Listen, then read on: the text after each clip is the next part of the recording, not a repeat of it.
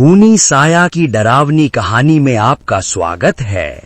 अगर आप कहानी का हिस्सा बनना चाहते हैं तो कमेंट में अपना नाम लिखें। अगली कहानी आपके नाम पर बनाई जाएगी। कभी कभी कुछ वादे जिंदगी तक सीमित नहीं रहते। कुछ वादे ऐसे होते हैं जो मौत के पार भी पीछा करते हैं, और कभी कभी वो वादा निभाने वाला लौट भी आता है, पर वैसा नहीं जैसा हम सोचते हैं। सीमा की शादी करण से हुई थी, एक बहादुर फौजी जिसके चेहरे पर आत्मविश्वास और आंखों में ईमानदारी झलकती थी। उनकी शादी को बस 6 महीने हुए थे जब करण को सरहद पर भेजा गया। जाते वक्त उसने सीमा का हाथ थामा और मुस्कुराकर बोला, मैं लौटूंगा सीमा, चाहे जिंदा या। उसने वाक्य अधूरा छोड़ दिया। सीमा ने झट से उसका मुंह ढक दिया। ऐसी बात मत करो करण, लौट आना, मुझे अकेला मत छोड़ना। करण ने बस मुस्कुराकर सिर झुका लिया और ट्रक में बैठ गया। ट्रक की आवाज दूर होती गई और सीमा की आंखें नम होती चली गईं। दिन बीतते गए। हर सुबह सीमा करण का संदेश पाने की उम्मीद करती, लेकिन अब चिट्ठियां आनी बंद हो चुकी थीं। रात में वो करण की तस्वीर को छाती से लगाकर सोती और हर छोटी सी आवाज पर चौंक जाती। घर में सन्नाटा बसने लगा था। हवा तक मानो फुसफुसाती थी, वो लौटेगा। एक सुबह अखबार में सुर्खियां थीं, सरहद पर भयंकर युद्ध, कई सैनिक शहीद। सीमा के हाथ कांप उठे। शाम को फौज का एक अफसर उसके दरवाजे पर आया। उसकी आंखें झुकी हुई थीं। उसने धीमी आवाज में कहा, हमें अफसोस है श्रीमती सीमा, कैप्टन करण सिंह वीर गति को प्राप्त हुए। सीमा का दिल जैसे रुक गया।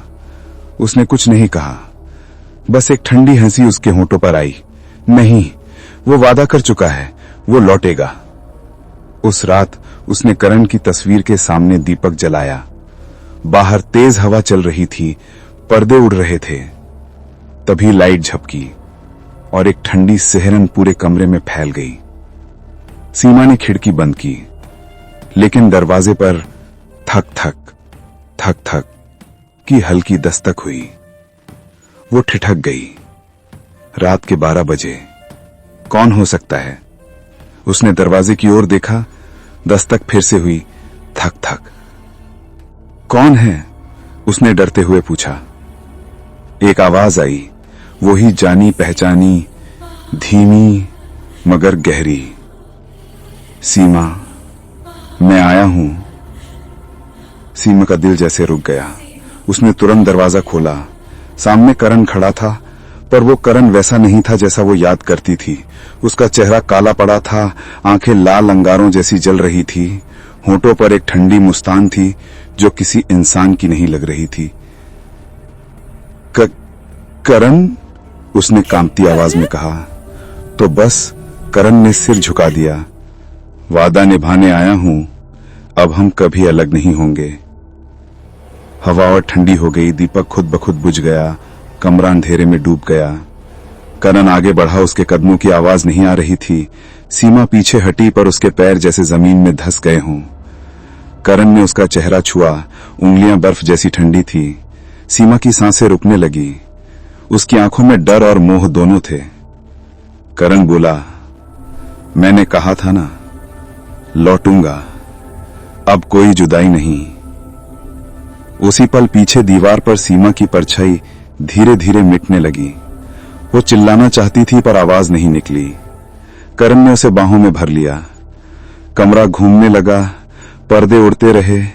खिड़की से चांदनी अंदर आई और फिर सब सन्नाटा। सुबह जब पड़ोसी ने दरवाजा खोला तो घर में सिर्फ ठंडी हवा थी।